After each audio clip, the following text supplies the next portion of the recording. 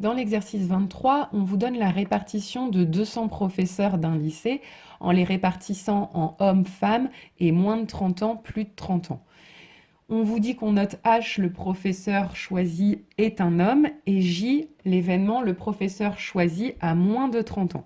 On vous demande d'abord le cardinal de H. Donc, le cardinal de H, c'est le nombre d'hommes. Donc si on regarde dans notre tableau, dans le total d'hommes, il y en a 70. Donc cardinal de H égale 70. Ensuite, on vous demande le cardinal de H inter J. H inter J, ça veut dire être un homme et avoir moins de 30 ans. Donc, si on regarde dans notre tableau, combien il y a d'hommes qui ont moins de 30 ans? Il y en a 28. Donc, cardinal de H inter J égale 28. Ensuite, si on vous demande ensuite la probabilité de J sachant H, c'est-à-dire la probabilité d'avoir choisi un professeur de moins de 30 ans, sachant que c'est un homme. Donc ça, d'après la formule du cours, on le calcule en faisant cardinal de H inter J divisé par le cardinal de H, hein, l'événement qui est en indice, donc cardinal de H. Donc H inter J, son cardinal, on a vu que c'était 28, et on divise par le cardinal de H qui est 70, on obtient une probabilité de 0,4. Ensuite, on vous demande quel est le nombre d'issues qui réalisent J, c'est-à-dire le nombre d'issues qui vont permettre d'obtenir un homme de qui vont permettre d'obtenir un professeur de moins de 30 ans. Et donc, des professeurs de moins de 30 ans, si on regarde dans le total, il y en a 54. Donc, le nombre d'issues qui réalisent J, c'est 54. Ensuite, on vous demande le nombre d'issues qui réalisent H bar inter J. H bar, ça veut dire, c'est le contraire d'être un homme. Donc, c'est être une femme et avoir moins de 30 ans. Donc, si on regarde dans le tableau, des femmes de moins de 30 ans, il y en a 26. Et enfin, on vous demande la probabilité que le professeur choisi soit une femme, sachant que ce professeur a moins de 30 ans.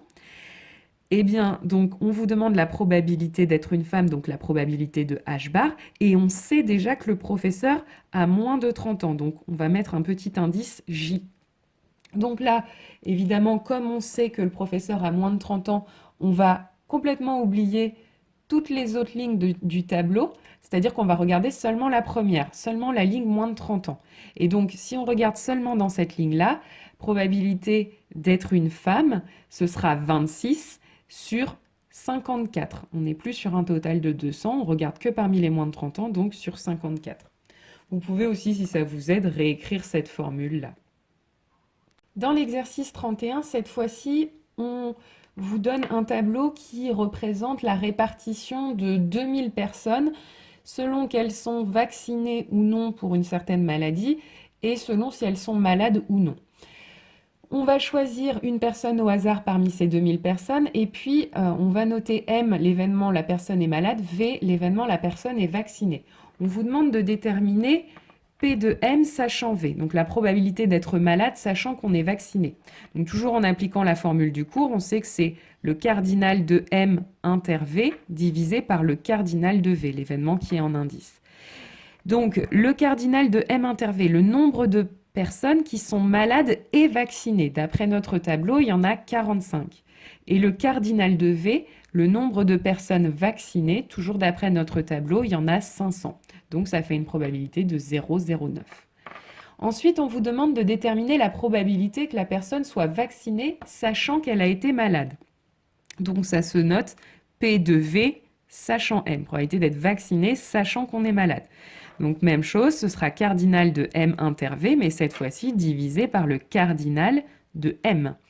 Donc M inter V, on a déjà dit, c'est 45, et le cardinal de M, le nombre de personnes malades, ce sera, d'après notre tableau, 795. Donc ça fait une probabilité d'environ 0,06. Enfin, dans l'exercice 32, cette fois-ci, on répartit encore une fois des malades, une population selon qu'elle a été malade ou si elle est bien portante. Et puis, cette fois-ci, on va s'intéresser à un test, savoir s'il est positif ou négatif. Donc, le tableau, pour le moment, il n'est pas rempli.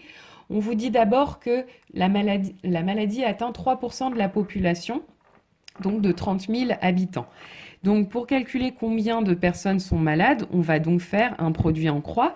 on cherche combien font 3% de 30 000. Donc les totaux, on les met en bas, 100% et 30 000, ce sont les totaux. Et on cherche, nous, combien ça fait 3% de 30 000. Donc on fait on fait 30 000 fois 3 divisé par 100, donc ce calcul. Et donc ça fait 900. Donc ce résultat, on va aller le placer dans le total de malades. Ensuite, on vous dit que parmi les biens portants, 2% ont un test positif. Donc déjà, on va aller chercher le nombre de biens portants. Donc on va remplir cette case-là, hein. Il faut que 900 plus le nombre qui est là fasse 30 000. Donc c'est 29 100. Et donc parmi ces 9 100 personnes, il y en a 2% qui ont un test positif. Donc de la même façon, on va refaire le même type de produit en croix. Et donc on va faire 29 100 fois 2 divisé par 100. Et donc c'est 582. Donc dans la colonne des biens portants, ceux qui ont un test positif, il y en a 582. Du coup, on en déduit qu'ici, on a 28 518. Il faut que la somme des deux fasse 29 100. Et enfin, on vous dit, parmi les individus malades, donc cette fois-ci on est ici, il y en a 49 qui ont un test négatif. Donc on met 49. Là, il n'y a même pas de produit en croix à faire, on vous met directement notre 49. Et puis ensuite, on peut en déduire qu'ici, il faut qu'il y ait 851 en faisant 900 moins 49. Et puis en faisant le total de ces deux cases, on obtient 1433. Et en faisant le total de ces deux-là, 28 567. Ensuite, on va vous demander...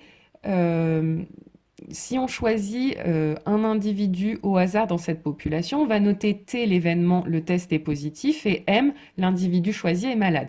On vous demande de définir par une phrase l'événement T inter M. T inter M, qu'est-ce que ça veut dire? Ça veut dire que l'individu choisi a un test positif et est malade.